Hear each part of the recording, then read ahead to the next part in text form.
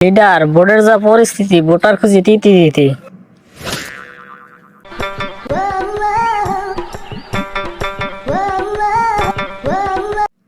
মাসু, রাত পোহালে সকাল থেকেই ভোট গ্রহণ শুরু। বড় একটা দল এবার নির্বাচনে অংশগ্রহণ করে নাই, কিন্তু বহির্বিশ্বকে দেখাতে হবে একটা অংশগ্রহণমূলক নির্বাচন হয়েছে, তাই না? জি লিডার, তা তো অবশ্যই দেখাতে হবে, অনেক লোক দেখাতে হবে।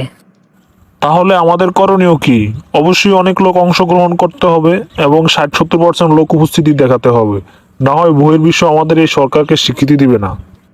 কিন্তু লিডার, বড় একটা দল অংশগ্রহণ না করার কারণে মানুষ তো ভোট দিতে আগ্রহী না, কেউ তো ভোট কেন্দ্রে যেতে চায় না। এখন কিভাবে অংশগ্রহণ করবেন, কিভাবে লোক নিব কেন্দ্রে? এই বেটা মাসু, লোক যাবে না মানে লোক গিয়ে লোকের বাপও যাবে। সরকার যে গত 15 বছর ধরে আর নিরবিচ্ছিন্ন বিদ্যুৎ, ইন্টারনেট সেবা, পানির সেবা, গ্যাসের লাইন, তারপরে এত সুযোগ সুবিধা দিয়েছে, সেগুলি কি কোথায় থেকে আসছে? তারপরও ভোট দিবে না মানে, ভোট কেন্দ্রে যাবে না মানে?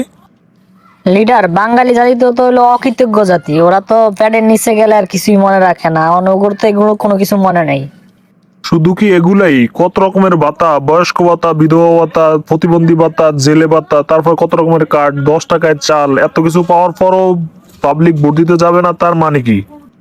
শোন মাসো, তুই সরাসরি সবাইকে ডিক্লেয়ার দিয়ে দে, যদি ভোট কেন্দ্রে গিয়ে ভোট না দেয় তাহলে সব ভাতা বন্ধ। সরকার গত 15 বছর ধরে যত রকমের ভাতা দিছে সব বন্ধ, ভাতা আটকে দিমু, কোনো ভাতাই দিমু না। হয় ভোট দিব আর না হয় ভাতা আটকে দিব। ঠিক আছে লিডার, আপনি যেমনি বলবেন সেভাবেই হবে। কিও কাকু, ভোট চলতে আছে, আপনি দিয়ে এখনো এখানে বসে আছেন, ভোট দিতে যাচ্ছেন না কেন? আরে বাপু, ভোট দিতে কি সবার যাওয়া লাগে? এই একতরফা নির্বাচন, এখানে তো অল্প কিছু মানুষ ভোট দিলি তোমরা নেতা নির্বাচন হয়ে যাইবা, সবার কি যাওয়া লাগে? আরে মিয়া, সবার যাওয়া লাগবে না মানে সকলেই ভোট দিতে যাইতে হবে। আপনি এখনো যাচ্ছেন না কেন? আপনি বাড়ির সবার এলে এখনই ভোট দিতে যান, না হয় আপনি তো বয়স্ক ভাতা পান, আবার আপনার তো আরেক বাইর বউ বিধবা ভাতা পায়, সব ভাতা একদম বন্ধ করে দিব।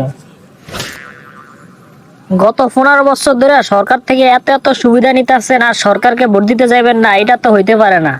ভালো থাকতে তাড়াতাড়ি ভোট কেন্দ্রে যান, না হয় কিন্তু সব ভাতা বন্ধ হয়ে যাইব। ঠিক আছে বাপু, এখনই যাইতাছি, তবু বাপু আমাকে বাতাগুলি বন্ধ করো না, এখনই যা ভোট দিয়ে আইতাছি বাপু। বেটা রনি, তুই দিয়ে এখনো পার্কে ঘুরতে আসস? তুই ভোট দিতে যাস না কেন? তোর বাসা সবাই নিয়ে ভোট দিতে যাস না কেন? এখনো ভোট না দিয়ে পড়ে আসছস কেন? এই একতরফা নির্বাচনে ভোট দিতে যাবো কেন? নাই কোনো উৎসব, নাই কোনো আমেজ, একতরফা নির্বাচন হইতেছে, এই নির্বাচনে কেন ভোট দিতে যাবো? একতরফা হোক আর চারতরফা হোক, ভোট দিতে তো যাইতেই হবে। তুই কি ভুলে গেছিস তোর ফ্যামিলিতে কতগুলো ভাতা পায়? বয়স্ক ভাতা, বিধবা ভাতা, জেলে ভাতা, সব ভাতা তো তোর এলাকায় পায়, তোর বাড়িতেই পায়। তাই ভোট দিতে যাবি না কেন এই সরকারকে?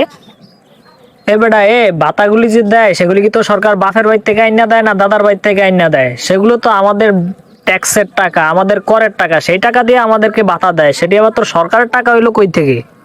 সরকার তো আরো ছিল, তারা দিতে পারে নাই কেন? তারা কেন তখন বয়স্ক ভাতা, বিধবা ভাতা এত পরিমাণে দেয় নাই, এত পরিমাণে জেলে ভাতা দেয় নাই? তখনও তো ট্যাক্স দিছস, কর দিছস, এখন কেন দেয় নাই? এখন যখন সরকার দেয়, সরকারকে আবার ভোট দিয়ে নির্বাচিত করতে হবে। সো ভোট দিতে চলে যা, বেশি কথা বাড়াবাড়ি করবি না। তোরা যখন এত কিছুই করছিস, তাহলে তো তোদেরকেই সবাই ভোট দিবে। তাহলে তোদেরকে কেন ভোট দিতে চায় না?